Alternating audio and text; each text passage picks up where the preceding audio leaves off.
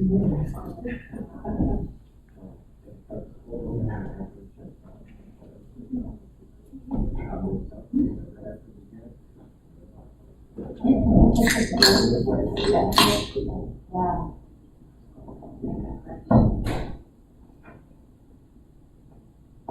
like to call this meeting to order. Roll call, please, stand. Ms. Anderson? Yes. Mr. Ayers? Mrs. Barton? Yes. Ms. Dixon? Yes. Ms. Thompson? Yes. Ms. Temple? Yes. Dr. Wilson? Yes. Please rise and join me in the pledge of allegiance. Allegiance to the flag of the United States of America and to the republic for which it stands, one nation, under God, indivisible, with liberty and justice for all. Are there any questions regarding the evening's agenda? If not, I will take a motion. I move the board approve the agenda as presented. Second. Motion by Ms. Dixon, second by Ms. Anderson to approve the agenda as presented. All in favor say aye. Aye. All opposed? Vision statement. It is the vision of the Pleasant Valley Community School District to provide the finest academic and extracurricular programs in the state. Not for some things, but in everything. Not for some students, but for all students. Welcome to our guests. If you would like to address the board regarding a non-agenda item, this would be your opportunity to do so. Thank you, sir. Yes. I just don't see masks on the agenda. Is that on the agenda? It is underneath coronavirus update. So We'll be addressing any masks. Do you want me to ask my questions now or hold them then? Why don't you just hold them until we talk about it? Okay, that's That fine. way we can Yep. address it then. All right. Ms. Anderson, anything? I guess. Ms. Dawson? Nothing for me, thanks. Ms. Kunkel? I did want to share something. On March 20th was the state first Levy competition, and I was able to watch the closing ceremonies, and there's quite a few PV students that were able to participate this year. Overall, they all did really well. There was one team, though, called the Believe and Achieve class, and I wanted to give some special recognition to them. The team consisted of Aisha Kumar from Pleasant Valley Junior High, Anta Boliker from Pleasant View, Ara Boliker from Pleasant View, Dia McGurker from Hopewell, Mahi Chaudhry from Riverdale Heights, and Saria Kutraker from Riverdale Heights. And the project this year they had to do was making sports more accessible for all. And so they constructed a correction coach, which was a feedback device that helps improve limb and joint positions while playing sports. And they placed second in state overall and won the global innovation category. And so with that, they're able to compete at the World Championships. And so I just wanted to say congratulations to them and wish them good luck as they not only represent our state, but I think will represent our school district well as they show their creativity and hard work. So congratulations to them. Catherine, do you know, is that to be a virtual program or are they traveling this year for that? I don't know. I don't know if they've released that yet. It was all virtual this year for the state competition. And I think last year it was canceled. I don't think they did it last year for the state. So hopefully they'll actually get to do it. And it'd be great if they could travel and present it to the judges there. I think it's kind of a project. So I looked online and didn't say which way it was, so there's some student how it plans. Yeah, I am too. Good. Congratulations to all. Ms. Brockman? I have nothing, thank you. Ms. Dixon? I have nothing, thank you. Dr. Lewis? Nothing at this time, thank you. Okay, Mr. Singer? Oh, of course, Dr. Wilson. And it's so nice to have the director here, but I would like to acknowledge some updates from speech and drama. At the district competition, they entered 15 events, of which there were 14 Division I and 1 Division II. And the 14 events went on a state competition where that group received 12 Division I and 2 Division II. And the 10 of 12 Division I's is receiving straight ones. And then they also had all state nominations, and 6 nominations received by 5 students. And they typically have 2 to 3. It was Harper Clark with solo acting, Lydia Cox with solo musical theater, Uma Kashjanula, solo improv and solo musical theater, Abby Shamrow with solo acting, and Kay Wilson with solo improv. Congratulations to them. And then finally, in music, the leading tones, placed fifth at the Iowa Vocal Jazz Championships. And last week, two of those members were chosen and selected as All-State Jazz Choir Performing on July 26th to 28th at Central College Jefferson Code, and that's Ben Kern and Bryce Fine.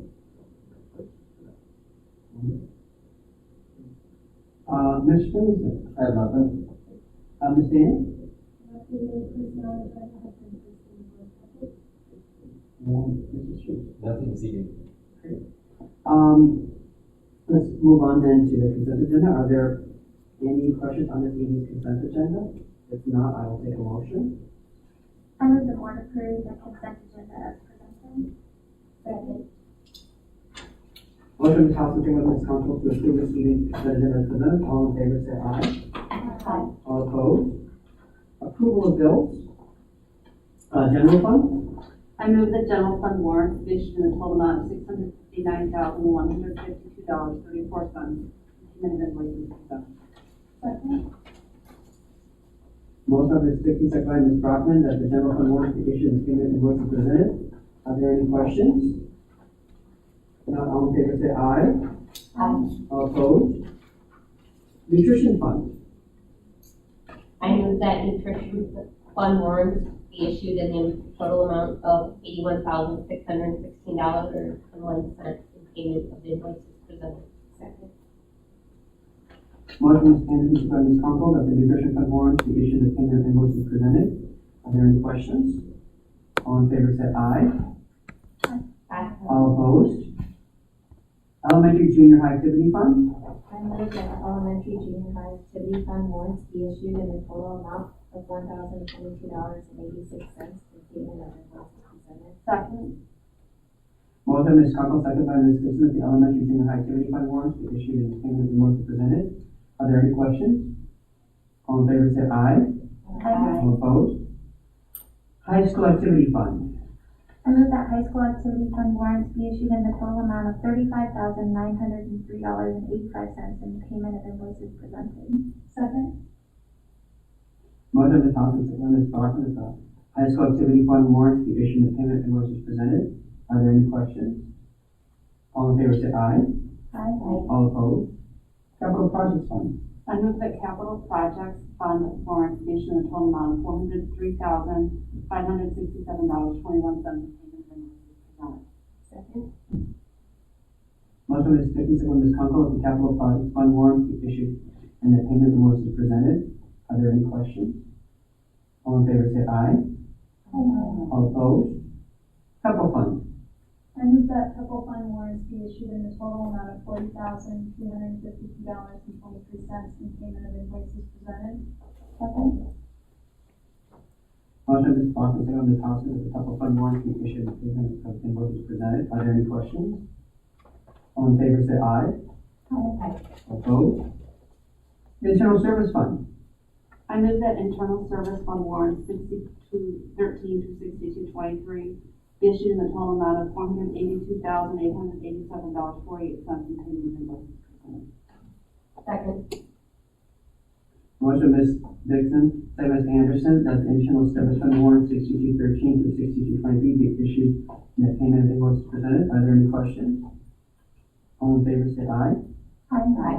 All opposed? And then the trust fund. I move that trust fund warrants be issued in the total amount of $1,444.24 in payments of invoices presented. Second. Motion by Ms. Conkle, second by Ms. Brockman, the trust fund warrants be issued and the payment of invoices presented. Are there any questions? All in favor say aye. Aye. All opposed? Okay. Old business, the 2021-2022 adoption of budget and taxes. Mr. Pennington. Okay, so we've spoken the last 2 or 3 board meetings about where we're going to set the property tax levy rate at for next year, which is one of the main components of adopting the certified budget for next year. And so in your board packet, you have the packet of information that we normally present at this board meeting every year with all the information related to the certified budget.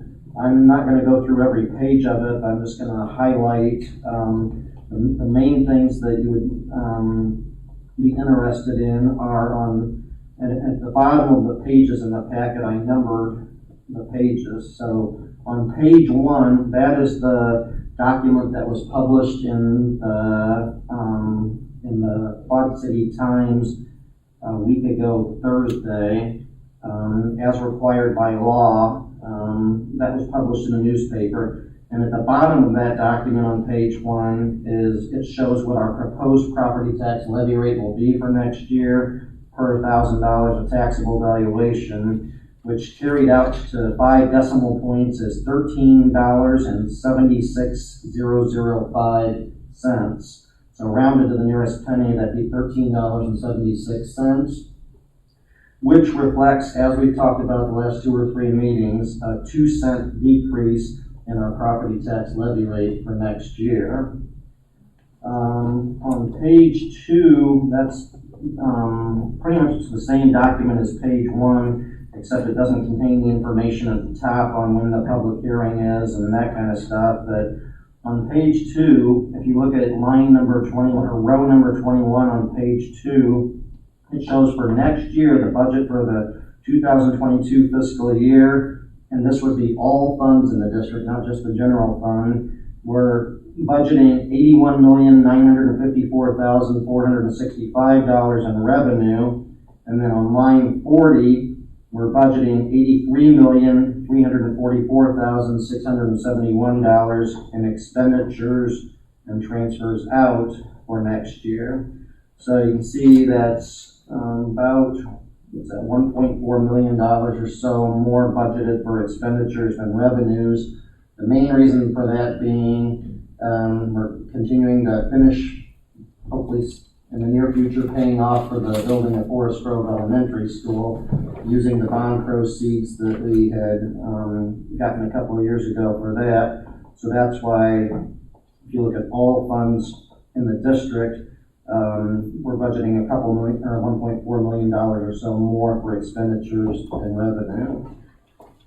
The next pages, page 3 and page 4, then just breaks down all of our projected revenues and expenditures by fund. So you have the general fund, activity funds, management fund. And then on the next page, on page 4, you have the sales tax fund, the PEPAL fund, and the debt service fund, and the nutrition fund. So that just gives you a breakdown by all of the various funds of the budget for next year. Page 5 is the adoption of budget and taxes that shows, the proposed levy rate for next year. If you look at the grand total column on that page under levy rate, the 13.76005, and it breaks down in that levy rate column how the levy rate is broken down. So if you look at line 8, the total general fund levy would be $11.66,397. Management fund levy, $0.42608. We levy $1.34 for the voted PEPAL and 33 cents for the board approved PEPAL. So all those added up get you to the 13.76005. The next pages that I'm going to highlight are just pages 8 and 9 give some historical information on our cash reserve levy in the district. Page 10 is an interesting one. It shows a 10-year history of what our levy rate has been and what our taxable valuations and stuff has been in the district over the past 10 years. Page 11 and page 12 are some more historical information just related to how much we have levied for cash reserve in the district.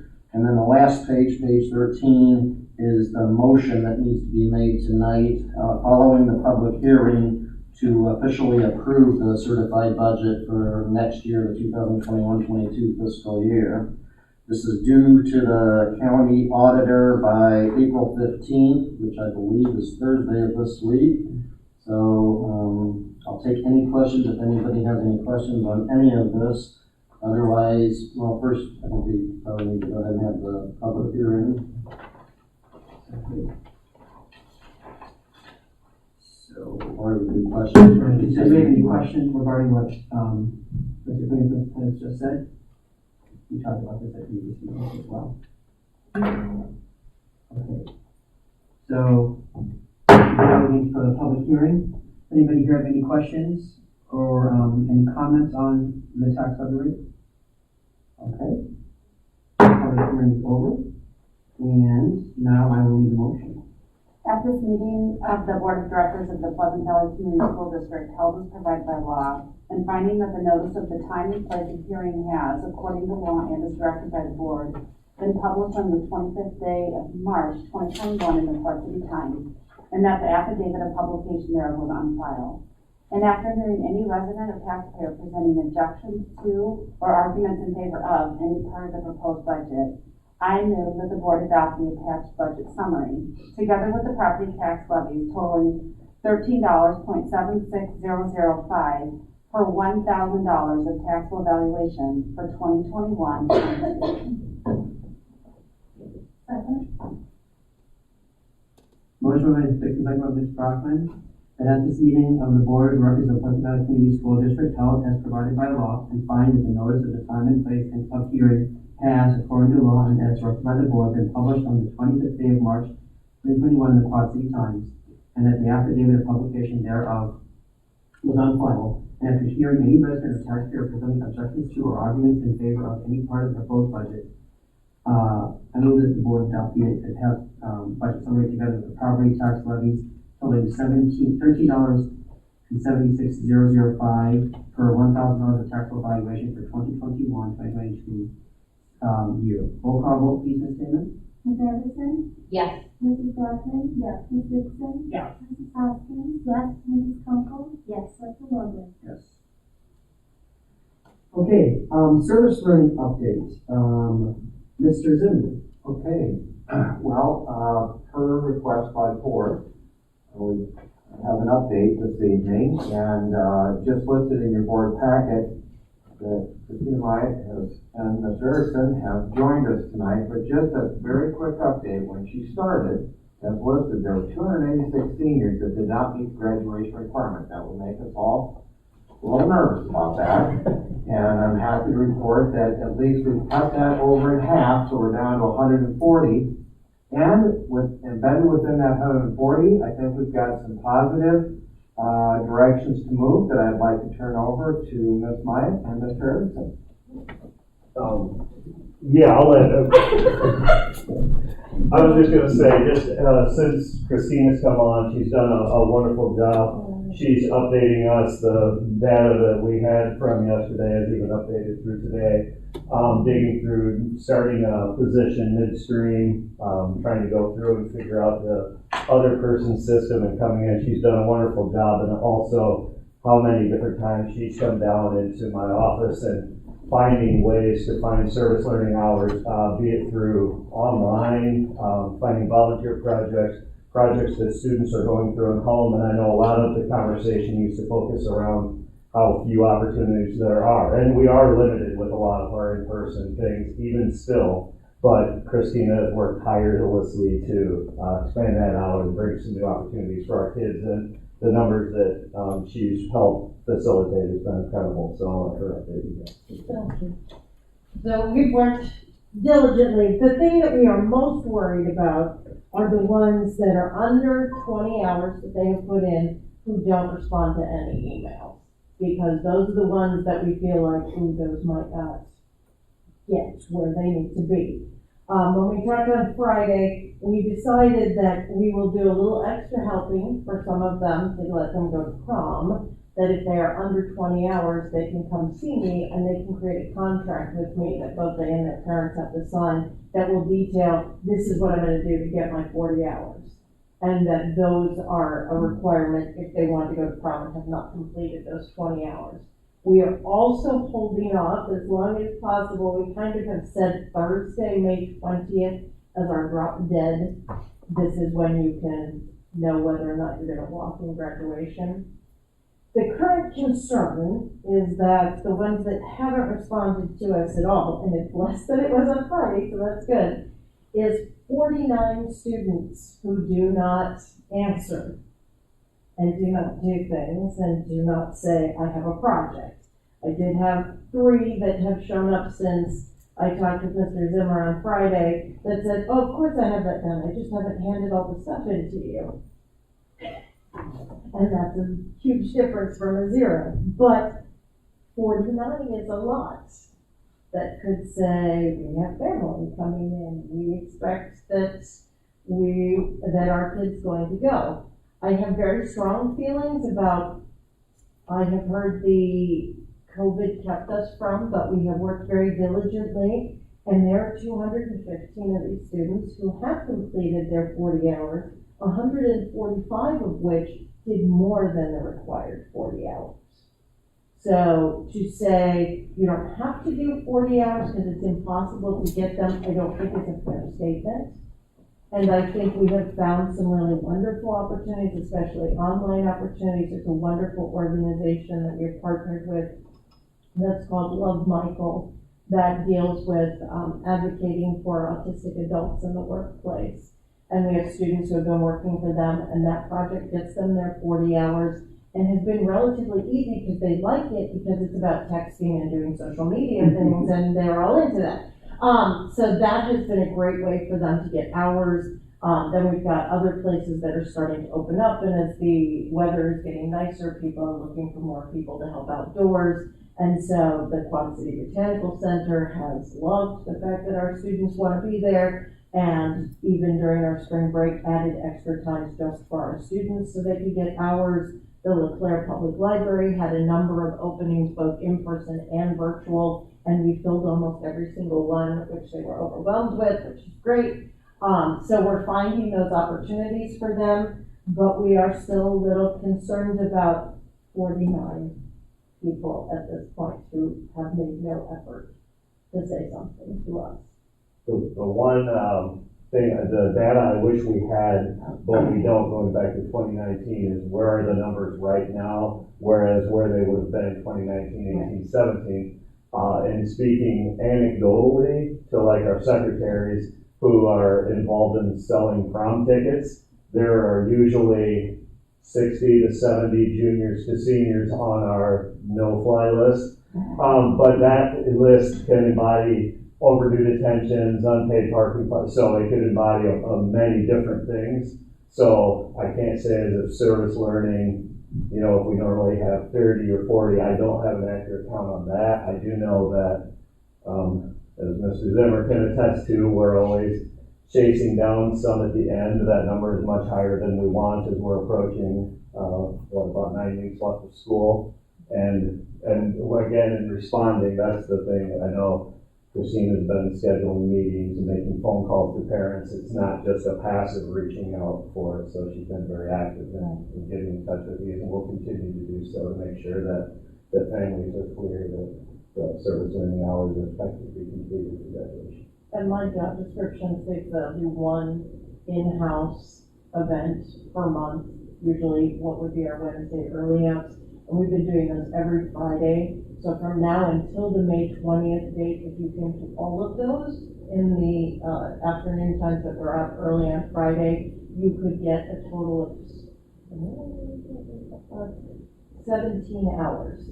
So, I mean, that's a huge chunk of hours that I have arranged things that could be at the school that makes it very easy for people to do. And so, if they want to, there are the opportunities there. But we still have some who are worried about, you know, can I go out? And we have been continuing to find virtual opportunities. Genesis came to us again and said, you know, we're getting to another spike. It'd be nice to have thank you notes, so that's our Friday activity. But when I have students who say, I'd rather do something from home, that's a great one that they can do from home. We've been working with some of the local senior centers and nursing homes to do May baskets for their residents.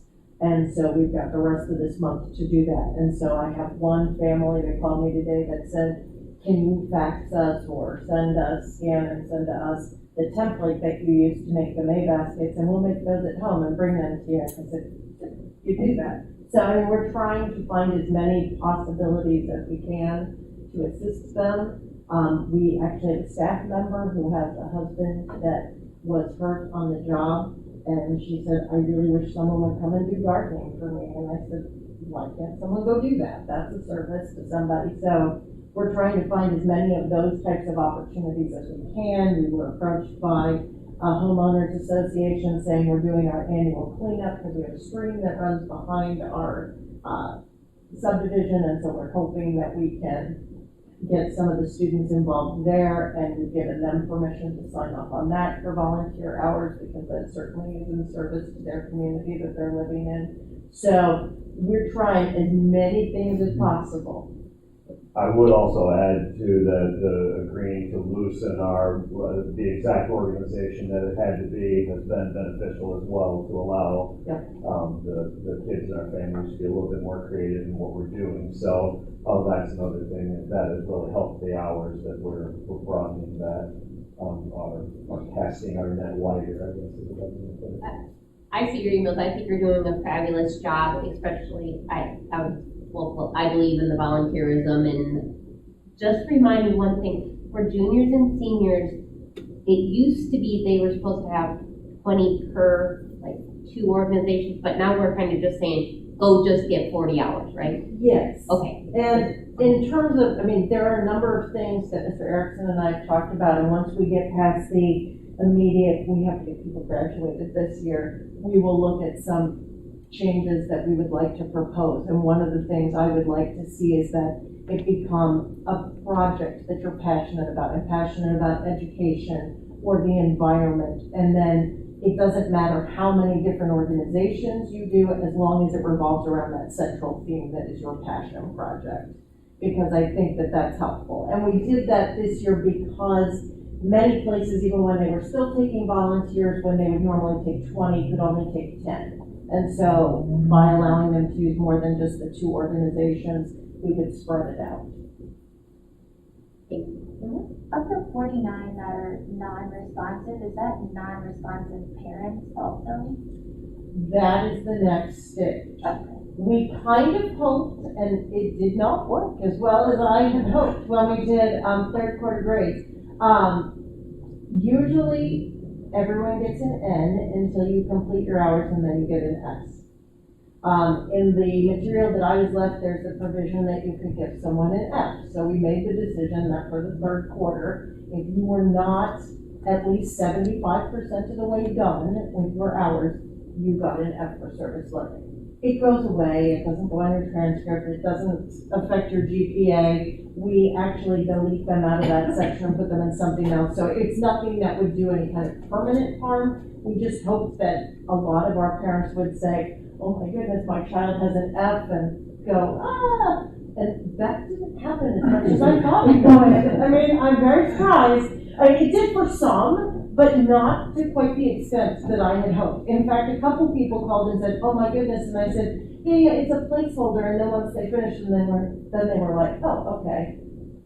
I actually had one mother of a sophomore who said to me, so if my kid gets the F at the end of the year, then what happens? And I said, well, they're going to want to finish it up during the summer, and there's a lot of stuff opening up for the summer, and I think they'll have opportunities to get done. She's like, and then they get the S, and it just goes away, the F, yes, and they were like, oh, okay. So some of those 10th grade parents are like, we'll just wait until the summer. And we haven't really focused on them because we feel like we have time to work with the sophomores.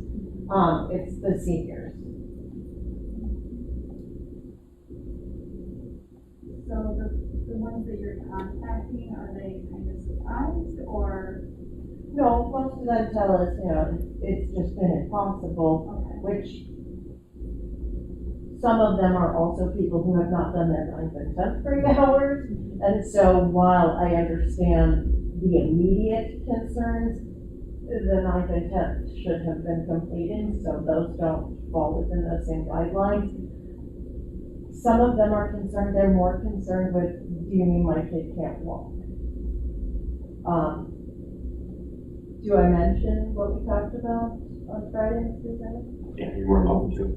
Okay, we did come up with one possibility that the board might want to consider.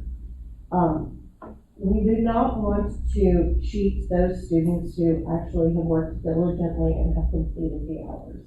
And it's more than half of them. And I think that they deserve to be honored for the fact that they did these hours. So we don't want to tell these 49 people, we'll just wash it away. We don't want to do that. But there is a possibility, and it's never been done, but in an extraordinary year could be done, if on May 20th, we had a number that the board was not happy with that would not be able to walk and graduate, we could propose that for this year only, that we allow students to walk, and that it would be more like an incomplete, and they would have the summer to complete it, and as long as they finished it by August when we started back to school, they would still be considered a 2021 graduate, but they would not receive a diploma. So they would walk, but just didn't complete. We think in that way, if we put that forward as a possibility, it doesn't take the requirement away that the board wants there, and that I think is valid, and that I think plenty of people have fulfilled, but it doesn't give you the possibility of 30 parents who show up at this meeting and say, why can't my kid walk? So they would still not have graduated though. They would not have graduated, but they would be able to walk in the ceremony, and they would do that, and then they could take the summer to finish the hours, and then they would get their diploma when they finish. They would have until August 22nd to be a 2021 graduate. And the goal would be to push it between June and July, so they start getting ready to go to college. Right. Worry about it, but really stress those 2 months. But what happens when They wouldn't have the summer? Yeah, that's a good point, yes. So I mean, I think that a lot of it, go ahead. Oh, I was, how can we hold them accountable over the summer? Like, would it, they're working, I mean, those few days, is there some playroom with those few days that seniors get out of school and the day they walk? That we're like, okay, Crow Creek Park needs to be, you have to report. That's why we've said the senior class day is actually Wednesday and the graduation is Sunday. So in order to make the, get all the information and all the seating and everything that goes into it, that's where we move back to at least the Thursday. But a lot of things would be, the consequences would speak for themselves. That's the purpose of my question is, you would not be able to go to college. You would not be able to say our job application that you graduated from high school. Sure. You would not be able to enter the military. So, I think the consequences are there. I don't think we have to set up a lot of extra obstacles because, quite frankly, you don't have your diploma. And frankly, Then you would think they wouldn't walk I think that option is just more, in some ways, to save all of us, because for many people, if they knew, okay, they wouldn't get the diploma in the case, they would just get case, and, they won't get it unless they complete it. They could still have their family come, they could still have their celebration, and those are the things that some people are already planning, or people have booked tickets for, that would cause more dissension in the ranks, coming to see you, coming to see us, and so we want to try and have a way in case we need that. Now, by the time we get to May 20th, maybe we call and we say, hey, guess what? We don't have that problem. We only have 5, and that's pretty normal, and so we don't care.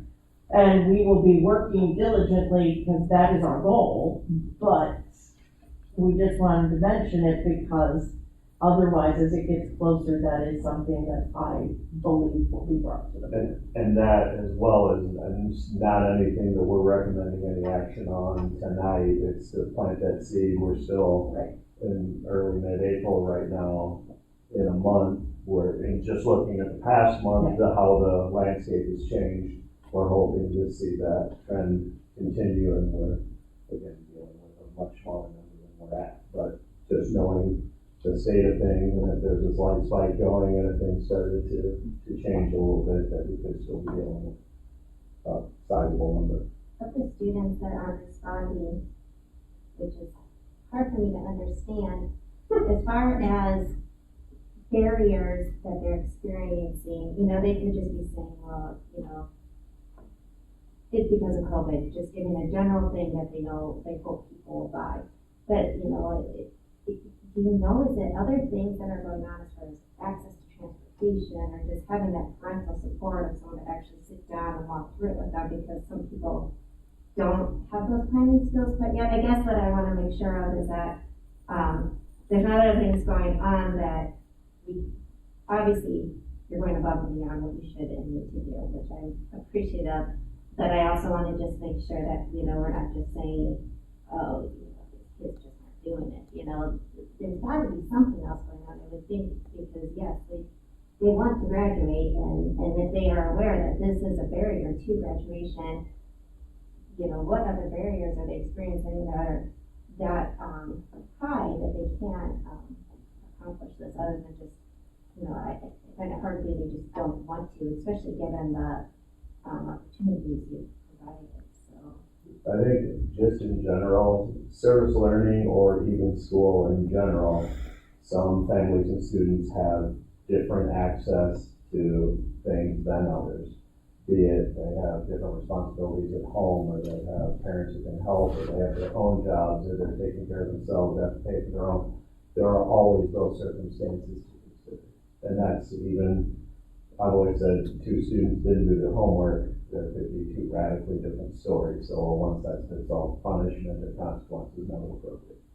But it sounds like the two of you will figure that out once you get hold of these 49, whether it's their parents now or whatever that might be, to find out what is that outcome case. We have been sending emails every week, which is different than what has happened in the past. So once a week, and it's usually Wednesdays, there's an email that goes out to every student who hasn't completed their hours and their parents who are listed in Infinite Campus. And it's, here's the new opportunities, here's where we are, here's the deadlines, here's things we should remember. These 49 now are going to require come see me in my office and bring them in and have those conversations. I know a couple of them are students who are at Edison, and we have been to Edison. I went with Mr. Paget and we went and visited, and I sent the same activity that we did this Friday at the high school to Edison with all the supplies with Sean Rice. And she reported back to me that no one came to do anything because they don't care and they think it should go away. So we are fighting some of that. There was a miscommunication that happened in the fall where it was put out that, oh, the board's gonna pull back and they're not gonna require you to do 40 hours. And that had never been approved. And then there was a retraction that went out, but some people saw the original and not the retraction. So there's been some miscommunications. And so we are trying to be very clear. After our meeting, I'm putting something together that will go in the e-news, that will also go in the email that we do on Wednesday, so that all of the expectations are very clearly outlined and in multiple ways so that no one says, I had no idea. And historical perspective as well. The 2 weeks leading up to prom, knowing that we're not just saying you can come, but saying that we're doing it differently. It's not just a flat no, but there's a different level. I think you would attest, we get a lot of service learning done in the 2 weeks leading up to prom, particularly when there are already dresses purchased and tuxes rented. And we've got some organizations that are being really great. The Arc of the Quad Cities is really looking for people now to do their spring cleanups, and I talked to Sue over there, and she said, if you tell students to contact me, I will work with their schedules and I will help them to get hours. So we have some really great partners that are helping us in that, and so we're trying to make that happen as well.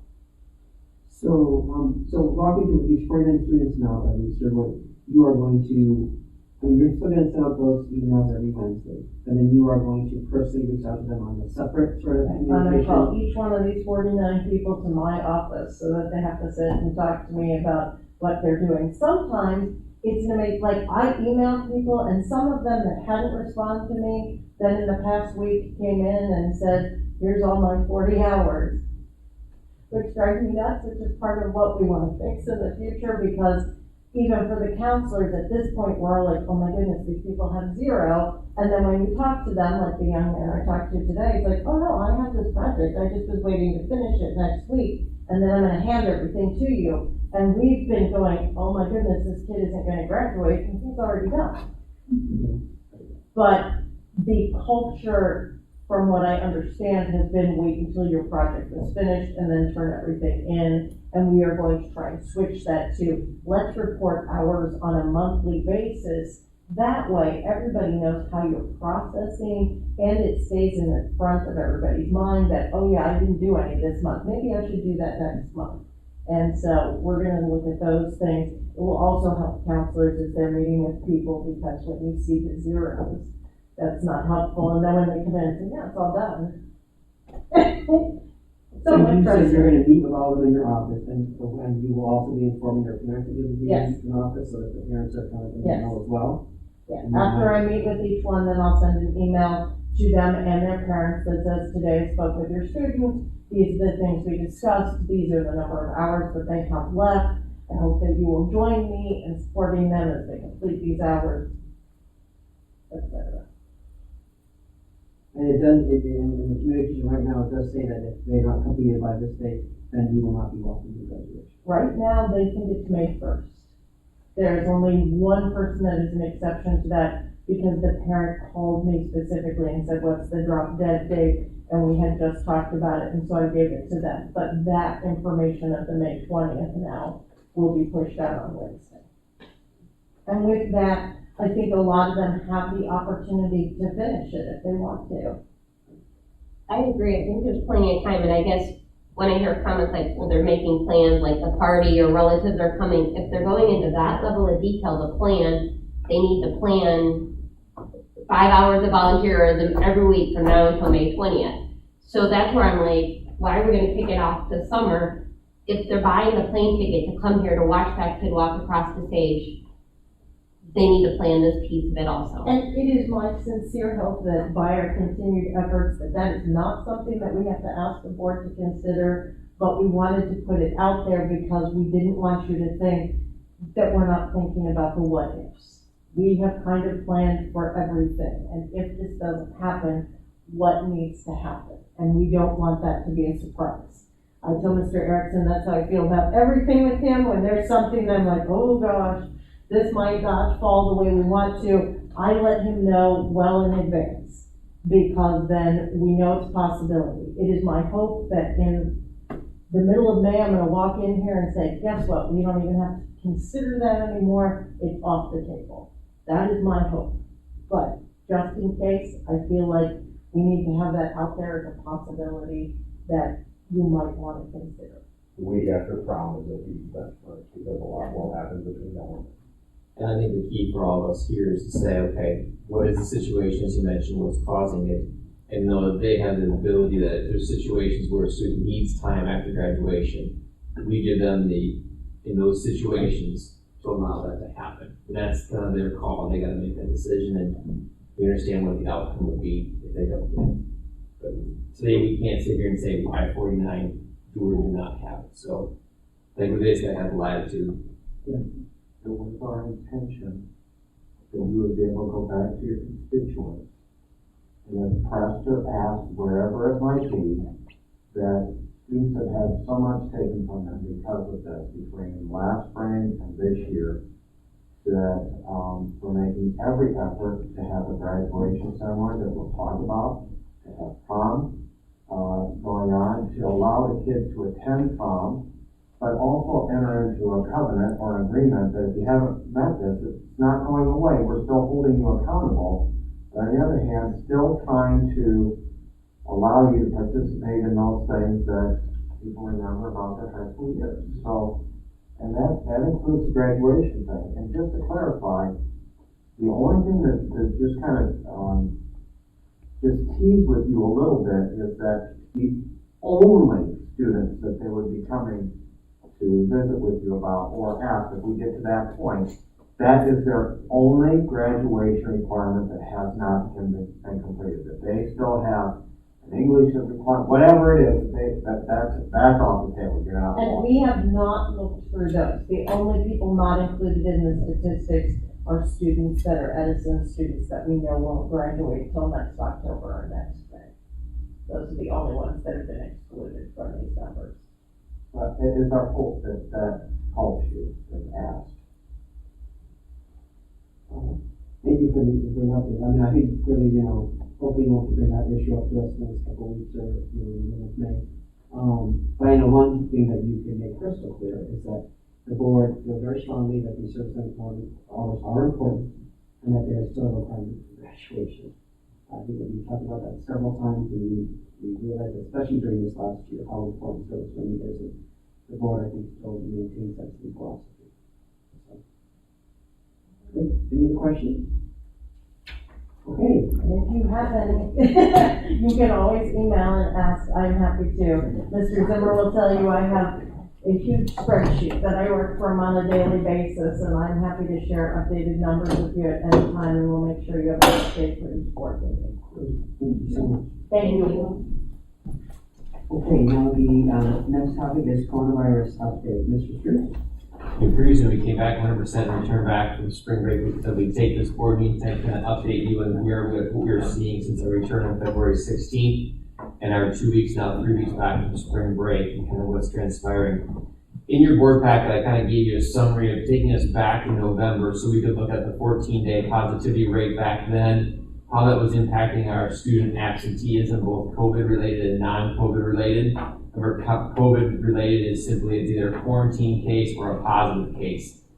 So when you take us back to the day that was the worst, 11/23, November 23rd, was when we had a 23% in our community, the 14-day running average. And you can see our student absentee rate back then was 5.94 for non-COVID and 5.94 for COVID-related cases. And that week prior to that, just to put in perspective, we had 40 positive cases and 150 quarantine cases. So we were at 190 students impacted back then in November, and going through. And then going 1 month out each time in December, you can see the 23 dropped down to 18% at that point. Student absentee was down to 2.54 and 2.71. 2.71 because of COVID, so slightly higher than the other. And again, total cases about 106 at that point. In January, coming back, we were always going to worry, how is winter break going to impact us? As a community, we were down to 13% running at that time. And again, our non-student absence from COVID was 2.86 and 2.22 from COVID. So back from November, you can see it's dropping November, December, down to January. I then gave you February 16th, which was the day that we returned 100%.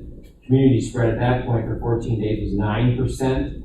And you can see that we were at 3.26 total absence related, non-COVID related, and 0.4% at COVID related. And again, to kind of put that in perspective, you know, the 0.4 roughly, you're looking at somewhere in that 30 to 50 students, about 50 students probably at that point. In March, on March 9th, I did put the 4.9 there. When we came back in March, that is when the state stopped reporting the 2-week running average. So you can no longer tell what that would be because they changed their metrics a little bit in the reporting. But these are Scott County Health Departments, they kept doing the 14-day running average. So on March 9th, we were at 4.9, which is the lowest we have been all along in this time period. And you can see we were out at non-COVID 2.8 and COVID absences was 0.26. Looking at the month of April, where we are last week, April 7th, we were back up to 13.8% in our community. So you look at the month from being the lowest at 4.9, we're back to 13.8. Our student absence non-COVID 3.3 and our COVID 0.98, so about 1%. You know, so you look at that. I also gave you the 33 days that we have been back from school through Friday. I can't give you the positivity rate because the state's not collected, the state's not showing that. But we had total absences for non-COVID 4.06 and 0.6 there of a percent the last 33 days. So what does this mean? When you kind of look at these numbers, clearly we're still seeing the impact tends to be family members who are testing positive, and whether that be the child or the parent, that has a direct impact. We're not seeing necessarily the spread within the school, so that stays consistent. A positive you would see is that even though we are now creeping back up in our community spread numbers, the overall impact of COVID-related cases is not as high as it was back in January, on January 20th, when we were at 13%. COVID was 2.2 of our absences. Now it's 13.8, and it's basically 1% of our absences. So we're seeing some things there. The last week in the buildings, we did see an uptick. And I would say an uptick in not necessarily positive cases, but more in the quarantine than we had been seeing previously. Again, it's kids who are testing positive because a family member come to school for a day or two, and then you have a group of kids that have quarantined. So we're still having those issues there that we know will continue probably throughout the school year. That's not going to go away. From a community standpoint, we have to keep stressing to encourage people to get the vaccinations. 18-year-olds or 16-year-olds and old now can get the vaccination. They're starting to look at dropping that. So what does that look like? Especially as we look towards next fall. Hopefully people continue to do that. I think this last weekend they were announcing you did not have to have a reservation for vaccinations. You can just go and get them, which is good news. So hopefully more people continue to be vaccinated. That all helps us when it comes to numbers. So, big things we wanted to talk about tonight is where are we at in terms of masking? What are our options? Lunch, we talked about those, and then really the rest of the next month and a half, 2 months, is really what events can we hold in a safe environment for our kids. So let's get on the masking first of all at recess, and I'll also incorporate that masking during PE. The reason why I bring those up is those are situations where typically we are outside. And again, CDC had dropped it from a 6 foot to 3 foot, from a social distancing standpoint. We know all along being outside is a better situation. So really kind of what we've been talking about is what does that look like outside to give kids a break as temperatures start to increase outside too. We're talking to our teachers, our PE teachers, and talking to our principals regarding recess, and talking to Dr. Katz last Wednesday during our meeting. It really comes down to if you're outside and you can have some physical distancing from students and you can talk to them about what that looks like, it would be a case of, I'm outside, I drop it below my nose. Or what they're doing, they're really social distance can be below their mouth at that time. And I think the key for all that really is keeping it on their face so they don't lose it when they come back into school, they still have it. And I think when you look at our kids, we've had situations with indoor, where they know that there's a spot that they can take a break and they can pull it down, and kids do that well. So as we go outside in the spring, it's conversations with our resource monitors and our kids. If they're playing catch with a football, you can have it pulled down because you're not going to be right next to somebody. Now, if you're sitting with a friend and you're sitting right next to them at a picnic table, probably put it on. If you're at a picnic table and you're 6 foot away and you're outside or, like a good distance, you can drop it and probably be safe. So those are measures that we're going to put in place for kids after tonight's board meeting, and just let you know that is what we're going to start doing on the outdoor side of it. Lunch is one that we're still looking at. I think moving forward, we have another board meeting in 2 weeks that I can update you. Right now, we saw some cases last week were due to last week of the positive cases that we had to quarantine more students because of that again. With the uptick in the community, what's happening? I think what we would do is say, let's start with the recess and the PE options that we have right now. Let that run its course, kind of see what transpires if we have cases. And then in a couple weeks, come back and say, okay, where are we at? What's transpiring? And if we're not seeing an uptick or we're seeing a consistent number, then at that point, we take down the table dividers at that time. What happens when you do that? We know probably you're going to find that quarantining 3 to 4 more people in those situations from who they're sitting around with the table dividers down. But if we're not seeing a trend of the positive cases, like I said, it's been a little consistent.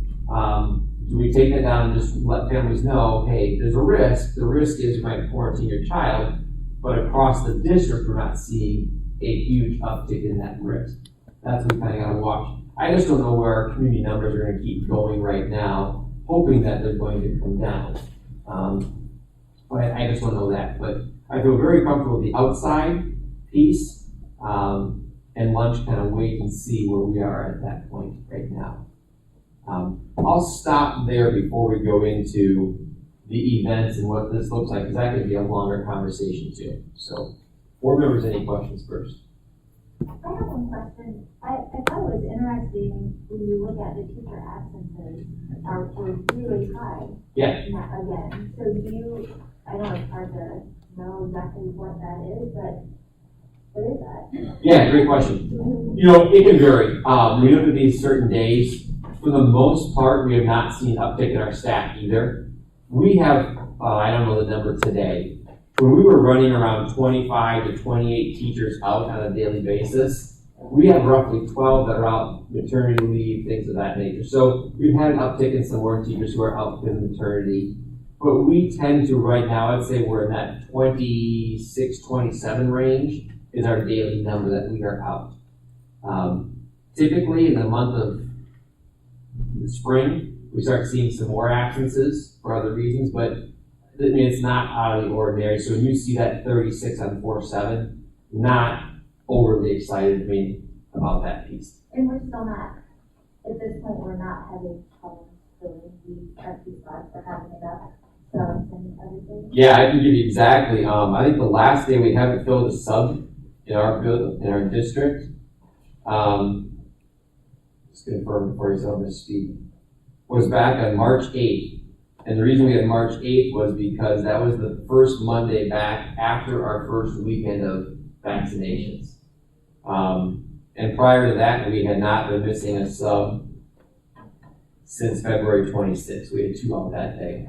We're pretty consistent. If we're at that 36 to 38, we have enough subs to cover it. Due to graduates in September, some other kids now, and some people coming on board. And everybody's been vaccinated that wants to be vaccinated. At this time, yes, correct for the most part. Yeah, everyone's had the opportunity. I think some people, due to traveling or different weekend events, some people could still get vaccinated. We'll have another push to our staff saying, very important now that opened up, go get your vaccination. Whether it be Johnson & Johnson, one shot or the other 2, we can keep giving that as a push. So when you are discussing between recess and PE, would that also include teachers decide to go? I know we have some really beautiful days when teachers were outside doing class outside to make it. Yes. Yep. As long as they're socially distanced. Correct. Yep. And we'll just tell our teachers, and they know that they can talk to the kids through that piece. When we've talked to the PE teachers, whether it's the kindergartners, whatever age, they feel very comfortable that kids comprehend that. And the teachers do a great job of walking the kids through what that looks like. I think one thing I've been impressed with the kids overall is, and I know this maybe doesn't speak to everyone, but different sporting events, I'll see kids wearing masks and also see kids not wearing masks. And that just shows me how much children listen to their parents and their parents listen too. And so I think it's good to give them that responsibility to have these discussions as a family and say, hey, either we're okay with this or we would prefer you keep your mask on. I really feel like kids will have those conversations with their parents and follow suit. And when we do have them drop it down, if kids want to keep them up, they are more than welcome to. It's just it's not an option. It's an option. You want to see what they're comfortable with. And so lunch hasn't been happening outside, but is that even, I guess, what would allow us to eat lunch outside at certain grade levels, and what makes that, is it staffing to have people be able to go outside versus inside? That's a large portion of it. You'll see more, especially at the high school, with those picnic tables up front. And there's probably, 30 students, Mr. Zimmer would just say, that could sit out there, at least, and they do sit out there. First come, first served. Yeah. Junior high, there's a big patio area where, again, lunch supervisors can see the kids sit out there and they can do that potentially. Elementary, more difficult just with supervision. You're always helping elementary kids open something. Yeah. Will that idea look at the possibility of any younger grades for lunch outside or something? I just think it's difficult right now. I mean, we can look at it, but again, just where the location of our cafeterias and who would be there, then you're taking aides out of that area unless teachers were to do it. But again, that's their half-hour lunch break too. So that's the only question. Okay. Does anybody have any questions regarding the mask? Yes. I'm actually both. So I just had a few questions. So originally when we did recess right away, we did zones in recess, right? So Yes. that our kids could take off masks when they were in their zones. But then we hit winter time and we had to put masks back on during recess. But my children tell me we're back in zones, and I guess I just needed to confirm that or not. But they also tell me that they still have to wear their masks during zones, and that they're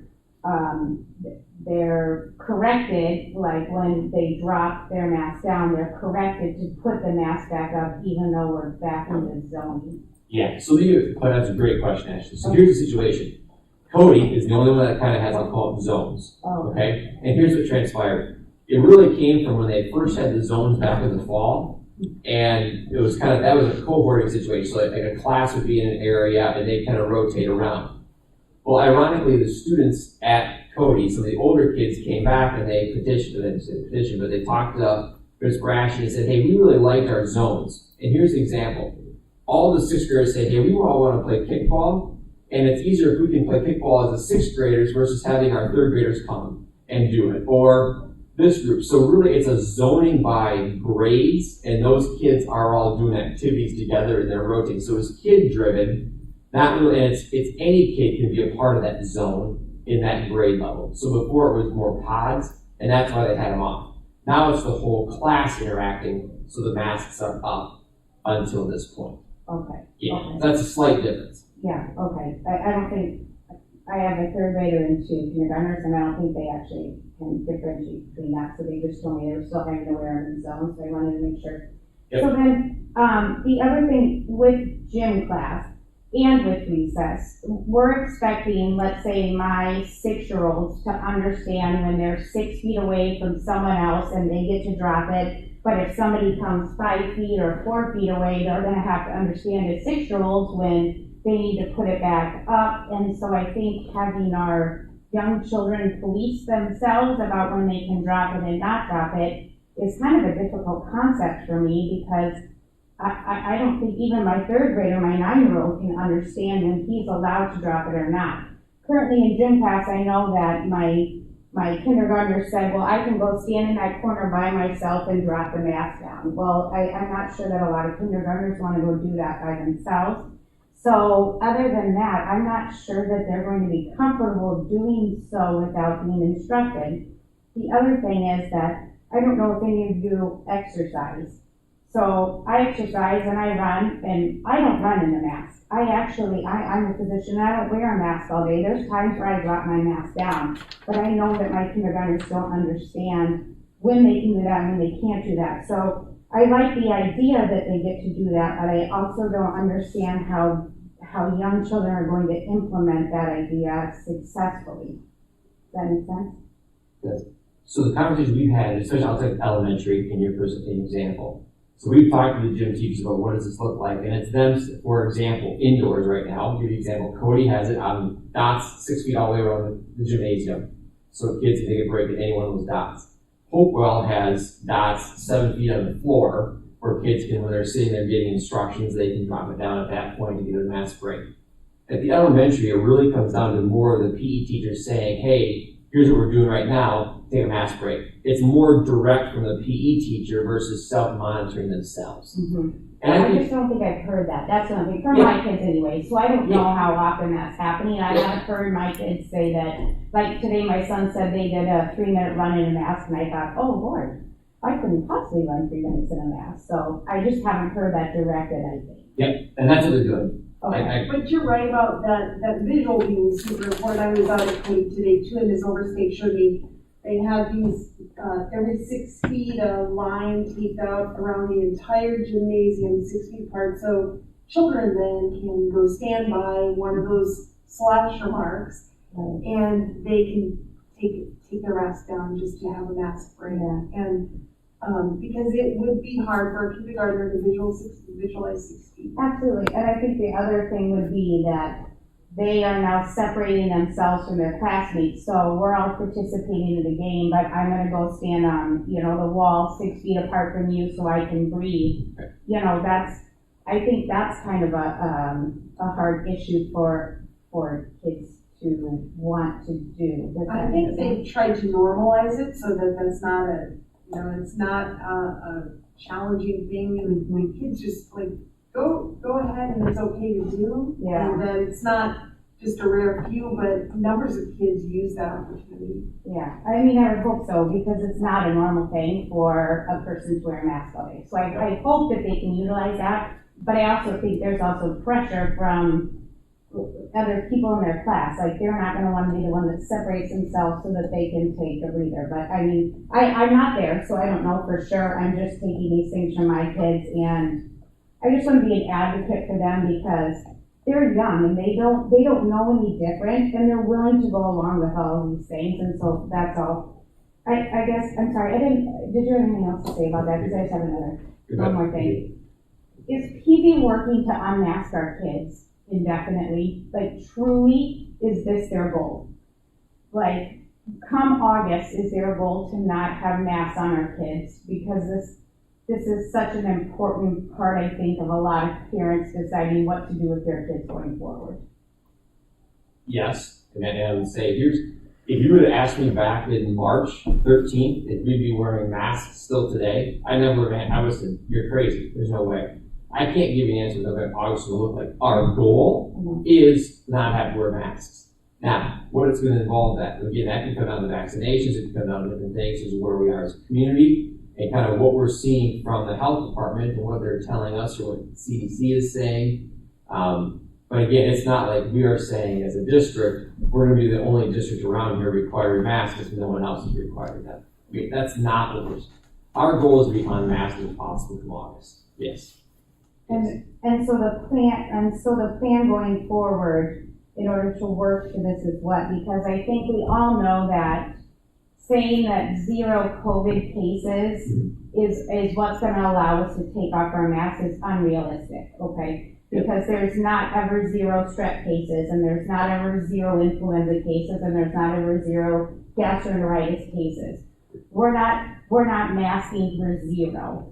So when we're comfortable, do we have a plan for that? Does that make sense? Yeah. And I think right now, and I was giving those numbers earlier, we're at 0.26 of COVID cases. And we were feeling pretty good about that again. And that's what's bringing forth the recess outside, PE outside, those are the things.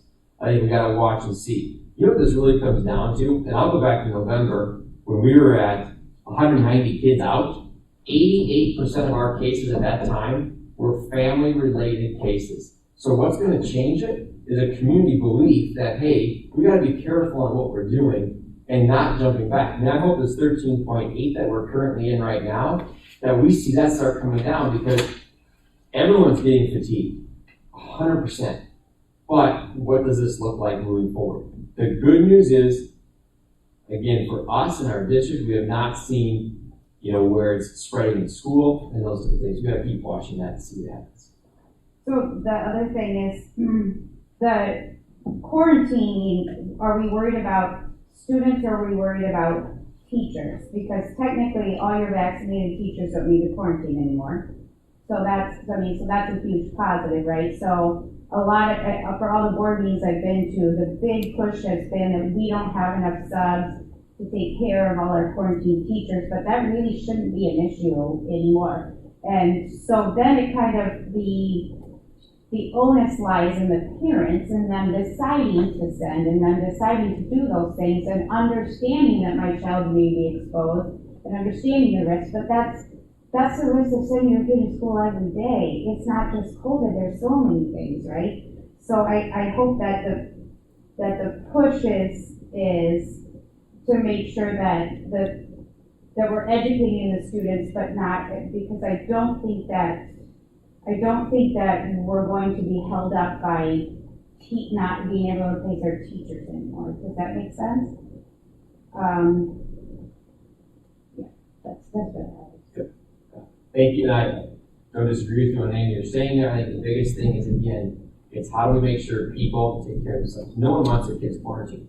If we're going to make that phone call, parents are not happy, but the kid has to stay home for 7 to 10 days.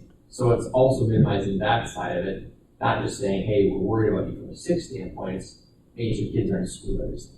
Right, and what has happened throughout this year though is that parents get a choice, which has never happened before, that you get a choice to send your kid to school or not. When you choose to send your kid to school, you're choosing to take that risk.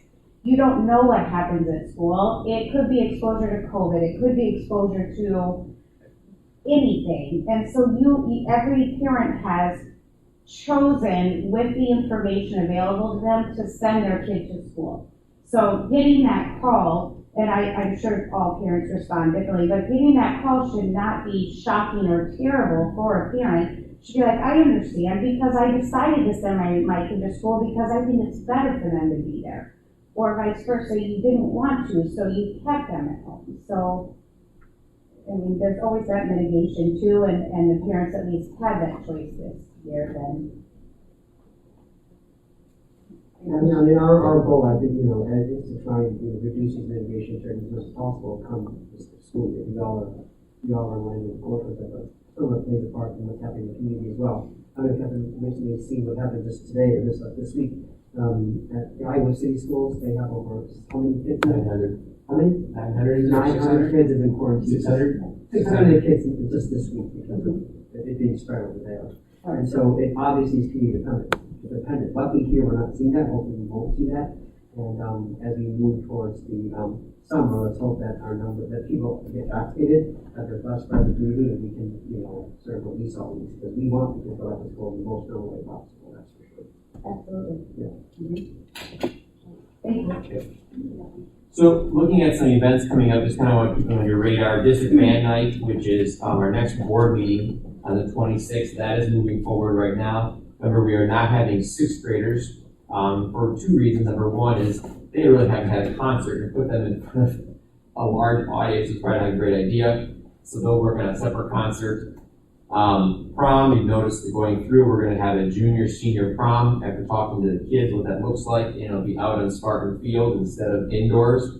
Should it rain, we'll be using our large gymnasium. And the reason being, instead of using the Davenport Center, because we only have 300 kids at that place. So we can increase our numbers, so we'll be having prom in that fashion.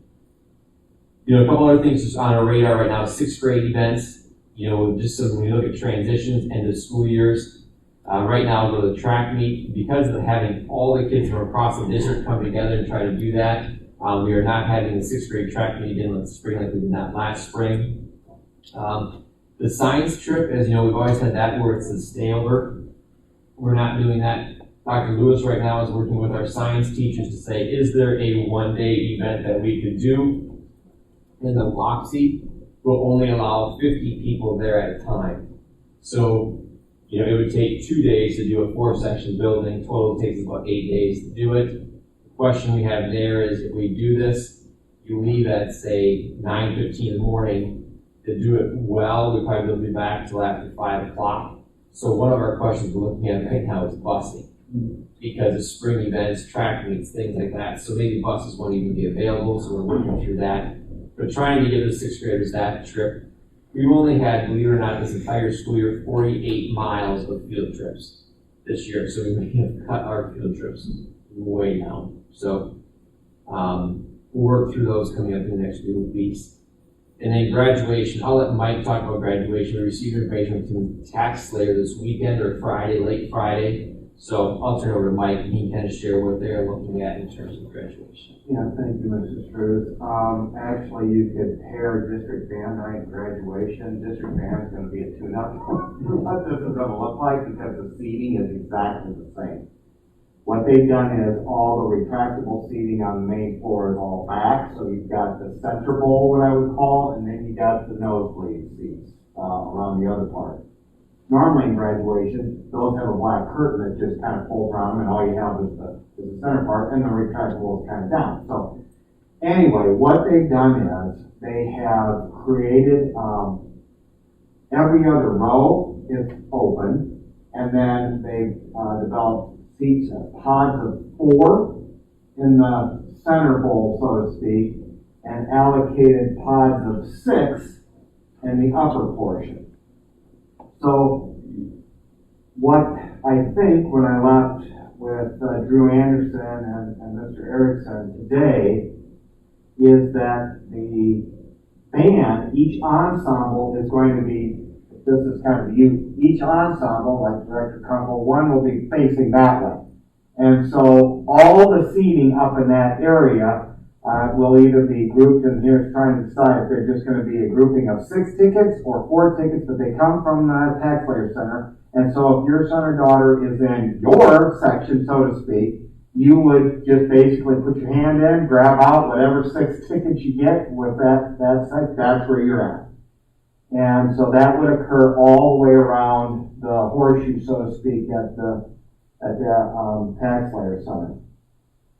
We'll try that and see how that works, and then we'll make adjustments. If people get all that doesn't work, then we'll make adjustments for graduation. But graduation is going to be similar to that if numbers don't keep climbing over there. So I know we're kind of live here, and you've been pleading, and we're all pleading that our community is going to dictate what they're going to allow our students to do. You ignore this, you choose to do that stuff, and the numbers go up, and these things start to go away. I don't know how else to say it. And so right now, we've got a little opening here to bring some of those events back, and I hope it stays that way. I know that the tax layer is trying to work with us. I will also tell you that the maximum seating for graduation on the floor is 400. We've got a class of 351, so we'll see kind of where that lies. There will not be a band. We can't fit that in. We're still working to see if it would be possible to maybe have using both North Scott's risers and our risers and spreading those out, that maybe we can at least have some choral vocal music as a possibility. Students, I can tell you this right now, there will not be a processional in. What we'll do is the students will be bussed over like they have, just after going the first time we went over there with the accident, we're not going to do that again. So we'll take the kids over on the bus, but on the back side where the performers would often unload, they've got big overhead doors, the kids would just unload there, and they go in and they just take their seat. So their name would be on their seat. We practice all that. They just go in and they get their seats set out. We still could have a processional with the American Legion presenting the colors. We could still do that. As a body, we still could have our small group process in, so we have some of that. So that's what we're talking about. For recessional, that's not going to happen either. The way they came in will be the way they go out. We're still trying to figure out what the best way is of getting the diplomas to them. Because remember, they go across the stage, they get a sleeve. There's nothing in it. And then afterwards, they've all behaved like they're supposed to, then get their diploma.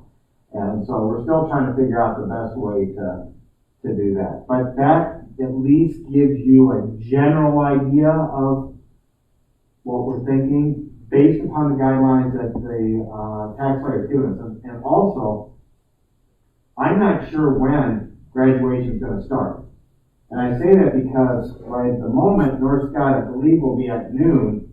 The tax layer is saying they need 2 hours in between events to sanitize seats and clean everything according to the protocol dictated by their organization. So, I don't know, if we talk to North Scott and there's a possibility maybe they could move up a half hour, and we could look at maybe starting at 4 or something like that. But again, I know everybody wants to get into specific details. I just know that we can have it. We're working on it, and as things mature in decision making, we'll let you know. But that's what I got. Will there be a limit on tickets for graduates? Yes, and they're still trying to determine if that's 4 or 6. And More boys than you do have 4 Yeah. pods, and then up on top would be 6. Our question is, do you create that as an option, or do you say it's 4 for everybody to make it easier for all families? I don't know. Yes.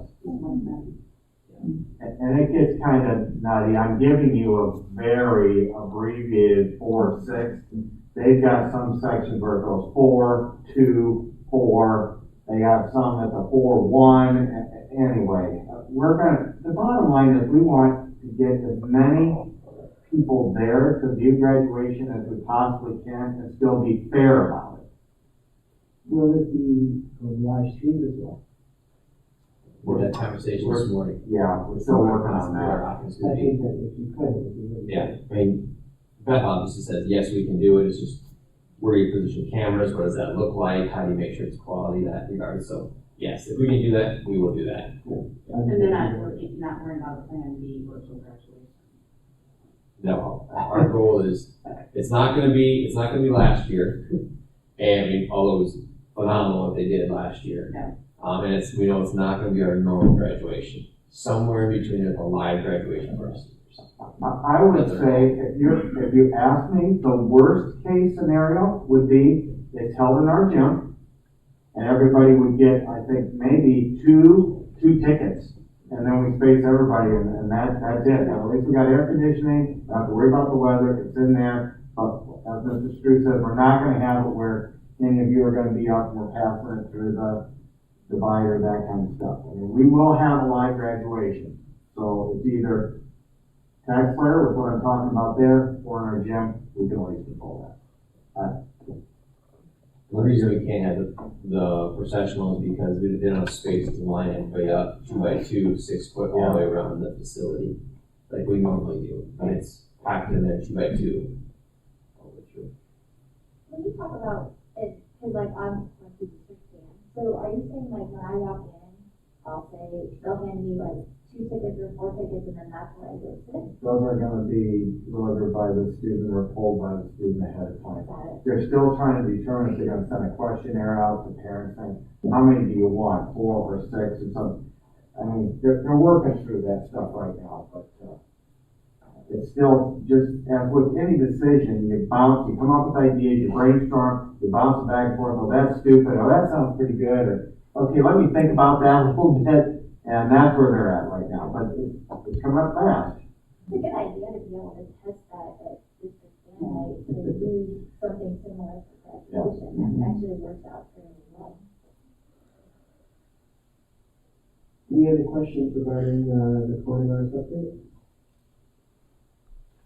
Okay, there's no required motion. So moving into new business, certified personnel conference approval, Mr. Struce and Mr. Kingsmith. Yeah, so we just finished up the last 2 weeks going through negotiations with our PVA, our teacher group, and also our classified group, our administrators, and our custodians. So at this point right now, what I'm going to do is I'm going to turn over to Mike. He's going to walk you through the 2.4%, and give you a reminder what that package is, where we settled, what that involved, and I'll give you some additional details after Mike goes through that. I'll turn over to Mike first. Okay, you have some documents in the board packet related to the settlements, and the first one has to do with insurance benefits. There's 2 pages as part of this one. The top page, the first page, is what the insurance rates will be for next year, and then the second page is what the insurance rates are for the current year. We ended up having a net 5.12% increase to our health insurance rates for family coverage for next year. You may recall a couple of years ago, the district implemented a $600 cap per month on how much the district is going to contribute towards the single health insurance premium, and a $1,200 cap per month on how much the district would contribute towards the family health insurance premium. Well, for the year that we're in right now, we had reached the $600 cap on single, so this year, employees who have single health insurance coverage started having $2.47 per month withheld from their paycheck, because our monthly single premium went $2.47 over that $600 cap. This year, we were still $13.41 short of reaching the $1,200 cap on family. So this year, the district continued to pay 90% of the premium for family, and the employee continued to pay 10% of the premium for family. So So this year, if you had family health insurance coverage, you were having $131.84 per month withheld from your paycheck. Well, next year, because of that 5.12% increase in the family rates, we have now reached the $1,200 cap on what the district would contribute towards family coverage. So now that excess gets paid by the employee. So in addition to paying the 10% employee premium for health insurance, they're also having to pay the amount that's above the $1,200 per month. So really now it works out to the employees paying, I think, around between 13 and 14%, and the district about between 85 and 86%. So the net effect of that is if you have family coverage, health insurance coverage, this year you were having $131.84 per month withheld from your paycheck. Next year you would be having $185.93 per month withheld from your paycheck. So it is a $54.09 increase per month that our employees would be having withheld out of their paycheck if they have family health insurance coverage. If they have single, there would be no change for next year. They continue to have $2.47 per month withheld for their single coverage. Dental, we had a 7.33% increase on dental rates. So but we don't have any caps implemented on dental. So the district is continuing to pay 100% of the cost of single dental coverage and 90% of the cost for family dental coverage, with the employee paying 10% of the cost for family dental. So if you have family dental, your amount withheld per month goes from $9.31 per month up to $9.99 per month. So about a 68-cent increase per month for dental. All of that was figured in, when we look at our settlement, we do what's called total package. Total package includes wages and benefits. So if you get how much additional the district is paying towards insurance with the increases to people's salaries and stuff, it works out to a 2.40% total package increase for next year across all employee groups. Is what we are doing, 2.40% for next year. I'll stop there and see if anybody has any questions related to the insurance stuff that I just shared. If not, the next page in your packet is a document that at the top of it is titled Summary of Tentative Agreement on March 25th, 2021. That's the date that we settled with the teachers at our interest-based problem-solving meeting. So on this page you can see 11 different rows on here, and then row 12 is the tentative agreement. So this is just a step-by-step listing of everything that goes into the total package increase settlement for the teachers. So on row 1, you start off with this year, the 2020-21 fiscal year, our total teachers and nurses, because nurses are part of our PVEA, total teachers and nurses package cost this year was $30,094,694. And then as you go down, you can see all of the various components to get to the 2.40. The first thing we look at is for all of our retirees and resignations for next year, we estimate, for each one of those, we estimate whether the replacement is going to be low on the salary schedule, medium on the salary schedule, or high on the salary schedule, unless we know what the actual replacement is going to be. So we had, it's like nine retirements and resignations that we built into the settlement for this year. 6 retirees and 3 resignations. Well, we had 5, as part of our settlement, we estimated 5 of those being replaced with people low on the salary schedule, 3 medium on the salary schedule, and 1 we had already hired somebody to replace, so we used their actual replacement. Then we used 6 family insurances. We have to also project, unless we know what they're going to take, we make projections on whether they're going to take family or single insurance. Anyway, so you can see that step actually saved us projected $230,993 from replacing the retirees and resignations on the teacher's package. The next line then is the health insurance, the 5.12% health insurance rate increase for family coverage. The cost to the district of that was $45,160. The next line is line 4 then is the dental increase, the 7.33% dental increase. That cost the district $18,394. We had, for the first time in many years, we actually had an increase on our life AD&D coverage, and the district pays 100% of the cost for life AD&D coverage. It was a 17% increase, but we're talking pretty small dollar amounts here for the premiums, relatively speaking, compared to health and dental. So that cost the district $3,083. We had no increase in our long-term disability for next year on line 6. The next line, line 7, estimated cost for lane changes. We always, technically for many, many years, have projected 30 lane changes as part of the agreement. We usually do lose out on that. We have more than 30 lane changes every year. And lane changes, the number of teachers who go back and get additional coursework for their masters and they're moving over a lane. So we predict 30 of them will do that. Typically, we've been in that close to 70 range. And we really want our teachers to go back and get further learning. So we are way short on this, as Mike said. By using 30 for lane changes, that'd be a cost of $56,203. We traditionally do a 0.5% longevity increase. So longevity is those people who on the salary schedule have reached the number of years experience to reach longevity where the multiplier does not continue to increase each year that they have additional experience with us.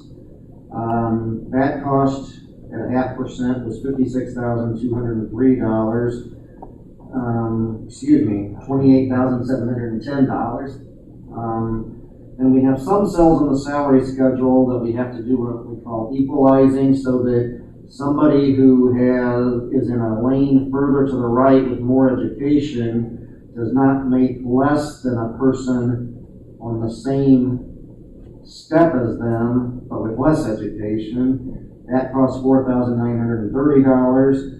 And line 10, just advancing everybody one step on the salary schedule. So when a person gains another year of experience with us, at least until they hit longevity, their multiplier increases on where they're at on the salary schedule. Advancing everybody one step on the salary schedule costs $448,922. So you can see at that point, cumulatively in the far right column, we were at a 1.24% total package increase. And then by increasing the index generator base by $425, which is what we agreed to with the teachers, that cost $349,179, which brought us to the total of all that on line 12, row 12, the tentative agreement, an additional cost to the teacher's package of $723,588, and that's what got us to the 2.40% total package increase. And then you can see a couple notes at the bottom of the page, and I believe Ryan is going to talk about note number 1 in a few minutes here. And then note number 2 also is part of the agreement for next year with the teachers. We will be adding an additional 20.5 extra duty stipend points will be added for the 2021-22 school year. We've been kind of stepping that up over a 3-year period to try to get to a goal of what we want to add for extra duty stipends. So that is a summary of how we got to the 2.40 for the teacher's package. Any questions on that? I think on line 7, the number is usually more than 30. It's usually you said 70. And why are you not using like 50 at all? Something that we are always willing to just kind of give. We know it is, we absorb that cost. And our hope is always that we'll end up having more in savings on line 2 for resignations and retirement than what we build in there also. So, and we often do.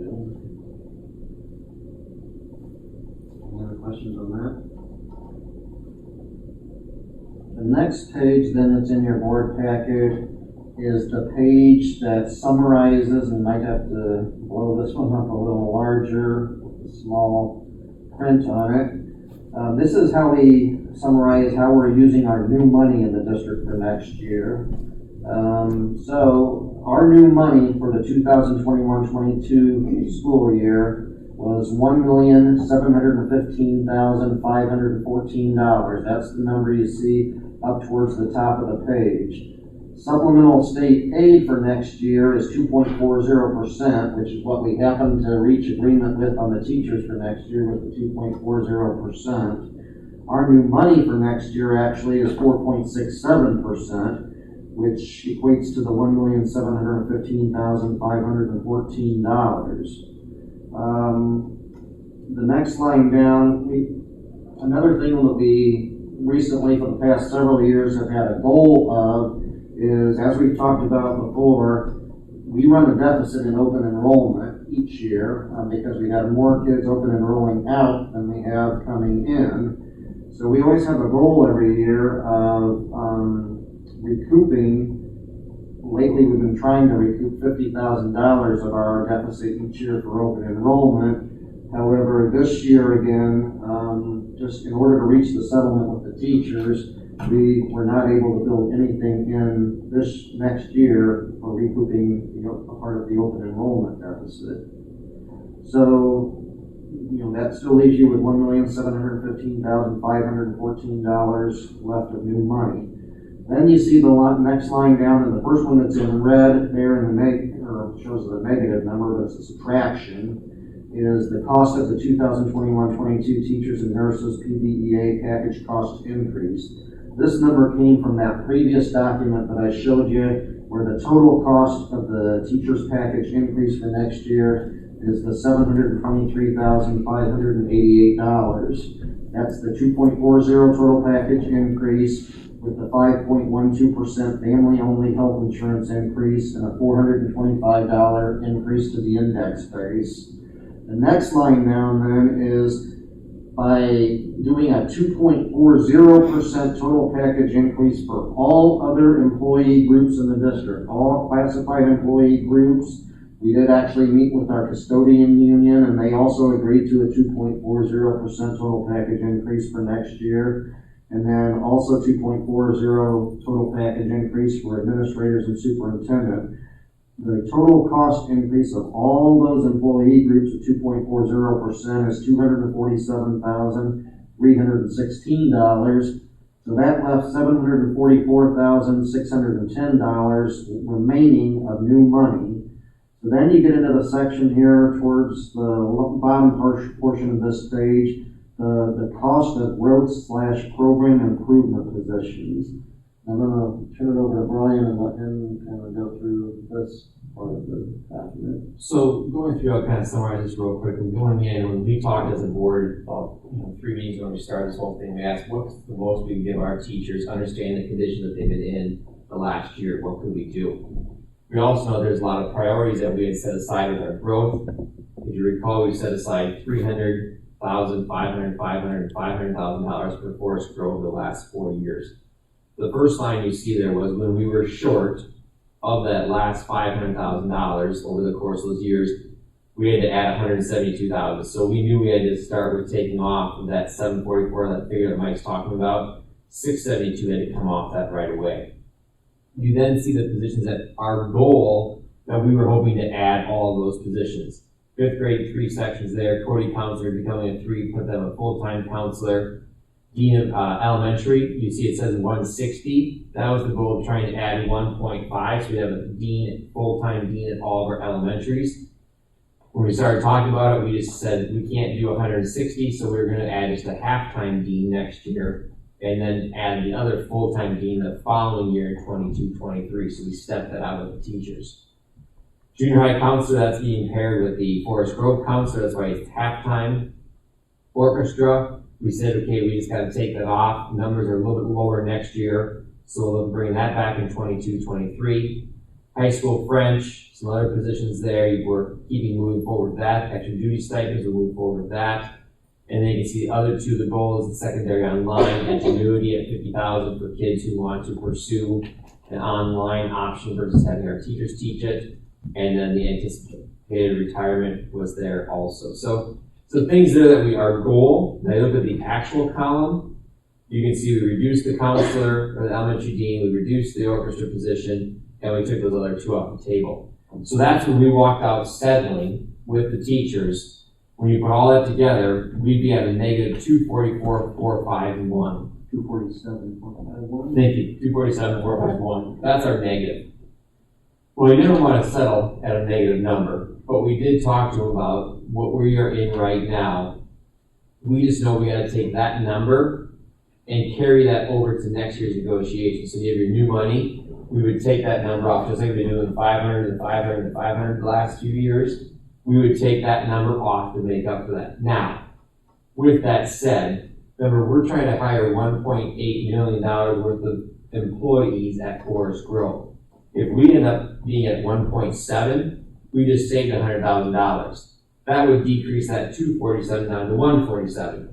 So those are all things that we are watching very closely. Yes, that's scary, but on the flip side, I think we're very comfortable with where we landed at 425 on the base, or them at 2.4%.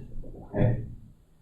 One thing I would say tonight, just so you are aware, right now we believe we are coming in very strong.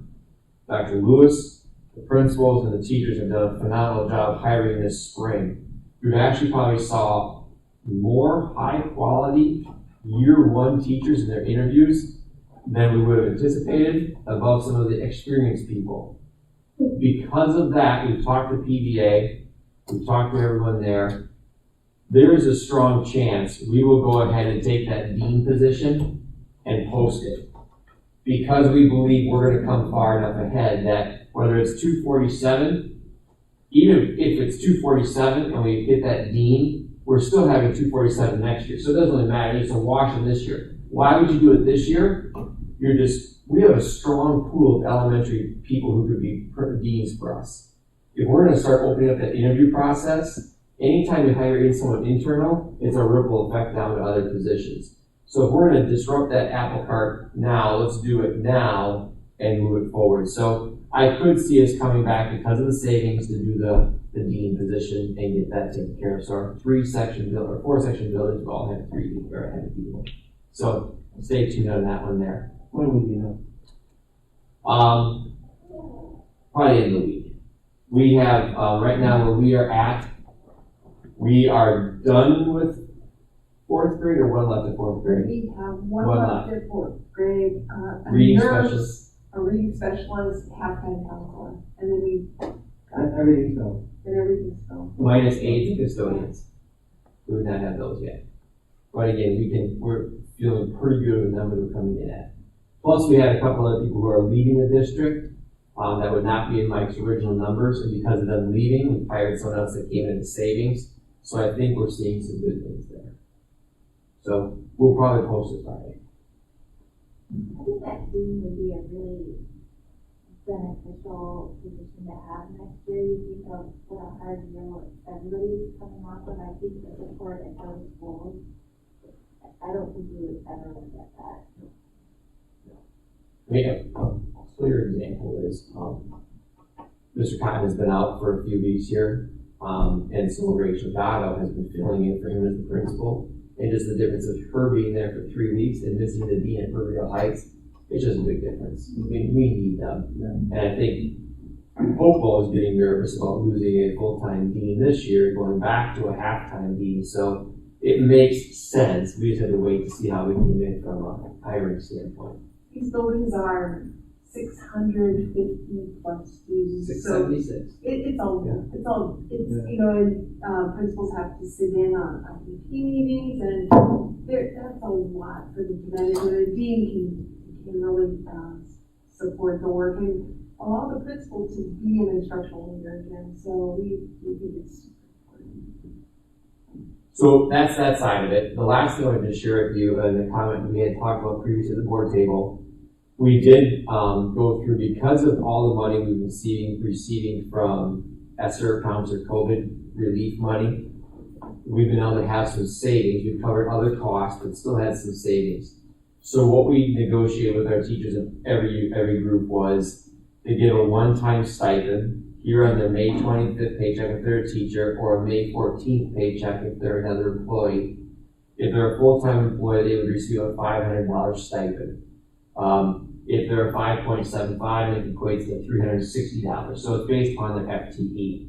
But we were able to negotiate that with them as well as kind of a cost savings, but yet to understand here's some additional funds, this one-time money coming in their May paycheck.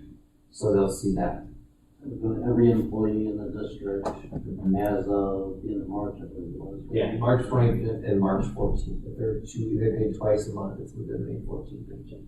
Sorry, where did that money come from? Did that COVID money? Well, you can't use COVID money to cover that, but because of things, for example, using COVID money to cover all of our subs, or COVID-induced loan things that we've done, we said, okay, we have some extra money in our general fund that we believe we could say one-time funding, decrease it from that, and give everybody $500. Yeah. The last thing we had is, normally we don't have much contract language, but it's come up the last few years, and we finally decided this year to take advantage and just kind of have a conversation. It's in your paper, you see it. It has to do with bereavement. And it's really those situations when you have someone who passes away who's a very near dear friend of yours, but they're not part of your family. So we added a line that says, it may also include the bereavement of a non-familial close relationship. It could be a next door neighbor, who's like a mother or father to you. It could be a very dear college friend, whatever it might be. They can use one of their 6 days for their non-critical illness in the immediate family, or their critical illness or death in the non-immediate family. It just opens that opportunity, but it's still the same number of days, but they can have before it was a personal event, typically. So we did add that in there, and that's the last thing that we kind of discussed during negotiations. But, again, I could not imagine being in a different district where you're not using the IBPS process and how we go through it, because we literally sit around this room, just like we are now, with about 30 teachers, and we just have these conversations about where we're going to land, what's it like, and it works very well. Then they ratified last Thursday night, so they gave it their approval, which brings us here tonight. Brian, I just have a question. So we give them 9 days, but if they chose to care for a family member through the federal government, they can still go file for the 12 weeks family leave? Is that? They're still having a medical leave act. Yep, they can still do those things, yes. Yeah. Correct.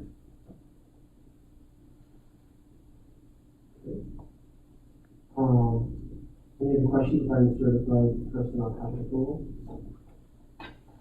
If not, I will take a motion. I move the board approve the 2021-2022 certified employee wage and benefits packages as presented. Second. Motion by Ms. House, second by Ms. Anderson, that the board approve the 2021-2022 certified employee wage and benefits package as presented. Roll call vote, please, Ms. Taylor. Ms. Anderson? Yes. Mrs. Johnson? Yes. Ms. Gibson? Yes. Hoskins? Yes. Mrs. Kunkel? Yes. Dr. Lawson? Yes. Okay, now kind of still along the lines of the losers already, the 2021-2022 classified administrative and custodial contract approval. Yeah, nothing new. We talked about what they have the same package of 2.4%, so that's the same. I won't go through that. The bereavement statement's all the same. $500 or $360 is all the same. One thing we did just go through it when we met with Meet and Confer with all of our groups, we did them all online again. We did talk about their classified evaluation form. We made some changes to that, so it's a better, more of a feedback conversation with our classified staff. It also allows them to set goals for the following year, so we made some changes there. Started last spring, but because of COVID, most of them have not seen the new form, so we brought more in this year. The last thing I also mentioned in your package, just if you read that, really there's one page that's probably the most important one, Custodians. They have been with, here's kind of the history. 1987, they started the Pleasant Valley Custodians Association. That was the union. In 1992, they joined on with the Service Employees International Union, or SEIU. And then this year now, they've left SEIU, and they're now going to be the Pleasant Valley Custodial Association. The positives to that, They are now represented by Iowa State Education Association, ISEA, which is led by Lynette Clays, who Lynette Clays is the ISEA rep for our teachers. We are going to move forward and treat our custodians just like we do our teachers. We're going to have them be as part of our IEPS process. So we'll put them through training so they understand that. So when we sit down and negotiate, it's just the same process. It's not this bickering back and forth. It's about, here's the books, here's what it looks like. Ironically, this year SEIU was still a part of it, and the guy was new, and we said, we're going to treat this like we do IBPS. And he sat back and was listening because he didn't know how to comment or how to respond. He's like, this is different from what I've ever seen before. Like, yes, that's the positive behind it. So worked very well, and we look forward to that partnership there. So just wanted to give you history. If anyone objects to it in the custodial group, they have till April 16th, I believe is the date, to file objections. Other than that, it moves forward on the 17th of April. So, other than that, all I'm going to give you questions, always be to approve that as well. I just have one question about one of the attachments, petition for amendment of certification. And I know you didn't draft this. Yes. It has already been filed, but I would just, I guess, request that you go back to the Iowa State Education Association, page 4 on the certification of service. It doesn't make sense, the superintendent knows that. That is correct. So that's Excellent reading, Eugene. okay. We found that, and last Thursday, I Sorry. called them. Yep, no, Okay. correct. I called them and said, hey, got a mistake. Like, don't worry about it, we'll fix it. So, Okay. filed correctly, apparently. Yeah, and it's just a certificate of service, so it's not, Yeah, they weren't very excited. but. I prefer it not to be that, but. No, I'm glad you caught that. Mike caught it last night. I said, yep, we took care of it last Okay. Thursday, so we're good. Thank you. You're welcome. Any other questions? Now I'll take a motion. I move the board approve the 2021 administrative classified and custodial employee wage and benefits package certificate. Second. Motion on this, it's by Ms. Crawford that the board approve the 2021-2022 administrative classified and custodial employee wage and benefit package as presented. Roll call vote, Mrs. Statement. Ms. Anderson? Yes. Mrs. Brockman? Yes. Ms. Dixon? Yeah. Mrs. Haskins? Yes. Mrs. Kunkel? Yes. Dr. Levy? Great. There's a couple of things I want to ask. So, Mr. Klinsman, with regards to the most recent COVID bill that was just passed, whether the money that was used for education, where are we on that? Have we had to apply for things? How does that work? So tomorrow, we actually have a webinar at, the exact time, is it 10 o'clock? It is at 9 a.m. tomorrow. It's an ESSER 3 webinar, and they'll give us guidance how we can spend it. It's going to come in 2 payments. The first one is 2/3 of the money, which we should have by June 1st. The other third of the money will be next fall, and they'll give us guidance on how we can spend that and what that looks like moving forward. And how much money is it? I Is it based on? do not, it's again, Based on Title Title I, okay. I want to say, but don't quote me, and actually they just shared it today, I haven't had a chance to look. We'll probably be in that $300,000 range. Total or just for what's coming? This new ESSER money, ESSER 3. But it's, yeah, it's kind of divided between this. Oh, so if they do 2/3, 1/3, that we get $200,000 in the first one, and then $100,000 in the fall. Yeah. And 20% of that, a little more tomorrow. 20% of it has to be spent on learning, recovering learning. And the rest of it, there's more restrictions, but that's kind of just it. There's no other pool of money that is not necessarily based on title, on the title numbers, other metrics. So right now, this is the last title money I'm aware of. The other money that we have that we're hoping will come through, if you've been following, is the $27.2 million. The legislators looking at passing one-time funds based upon $60 per student if you were back 100%. And if you were back in hybrid, which we're anticipating to be around $30. Now, when that transpired way back when, Gary Moore thought we'd be looking around $200,000 for that. So we'll wait. So that has not been passed legislation yet. And then that's at the state level, not at the. That's the state level, correct? Yes. But with the federal bill that was passed, that money is all from title. Yes. Okay. So when you watch those numbers come out, you'll notice the districts around us are receiving quite a bit of money. Yeah. That is before. Yeah, and I think I heard, I don't know if it's right or not, but I think Chicago, as large as Chicago, they're giving $1 billion. Can you imagine that? And you have 27 months to spend it. Oh, my. Yeah. crazy. We'll have some districts around us that will be close to, when it's all said and done, like $60 million of bringing in. We'll be pushing maybe to, when it's all said and done, maybe. There was a new mental health bill that was passed, right? On how the funding is going to occur, is that right? That could be, I'm not sure. Yeah, Okay. I don't, well, they were pulling it from the county and the state's taking it over. I'm still trying to follow that exactly how the money gets back. So that will that be a benefit, we'll be able to get more money from mental health? I can't Because, think- you know, with the kids going back to school with COVID, I'm just wondering how we're gonna be able to help, you know, make sure that we have support for us. We need to have questions. I would be surprised. I mean, right now, we've seen very little of that money coming from the state. We met with Bethany, week ago, last week, we met with Bethany, and they're hardly seeing the money of it either. I mean, it tends to be more the facilities where kids would go when they are adults, when it's I'll call it too late, you know, when it's that next level. So we'll see what happens, but there has not been much that we've received, nor that they have received. Yeah. Well, We'll follow that. from what I understood, that it was supposed to be allowed for more access to kids. I hope so. I mean. The struggle we're having right now is just there's not a therapist. Right. That has been the biggest struggle we've had. Well, I guess we have to stay tuned on that. And then I know the charter school bill did pass. Did it pass? From what I understood, I had gotten some indication that maybe it did pass in my wrong. I don't know if the governor signed it, but it's going to her desk, I'm sure. I mean, that's the way it seems. I don't know if she signed it. I mean, you know, and this is where we ought to be taking Jerry more very, you know, I talked to him at length and he, you know, voted against it as it's the way it is right now. So, but he was one of the few legislators that did vote against it. Correct. After hearing, several to talk to him about it for sure as well. So, again, another reason why we need to, always, we talk to legislators, but if we're happy with the way they're voting, we can always take it. Yes. And there's two things, when we look at that bill, there's two things that can happen. It can be either the board approved charter that we oversee, or it'd be a group coming in. Right. A full profit. Exactly. Okay. But from what I understood, it did pass, majority that bit. I don't think it signed it, but I think it did pass. So I just hope to watch on that. Yeah. Okay, that was basically, update on the, see what we got. About the, That's our time, that was the other thing. I didn't see that on the agenda. Yes. My next thing. So there was, 5 o'clock next board meeting. right.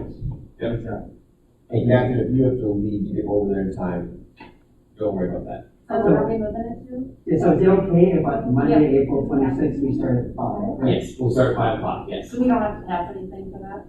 Well, we actually set it up last week. Oh, okay. So it's just that we never laid it out because we didn't know back. Okay. And so, I'll be going back. We will have a short agenda, and we'll be done hopefully by 6:20. So we get you. that would be April. April 26th, we're starting at 5. Yes, 5 o'clock. It is also clear. Yeah. Okay. Is everybody okay on Monday, May 10th, at 6 p.m.? Yep.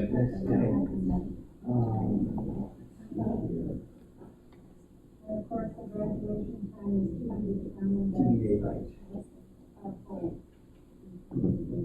So again, our next meeting is at Monday, April 26th at 5 p.m. And it's Monday, May 10th at 6 p.m.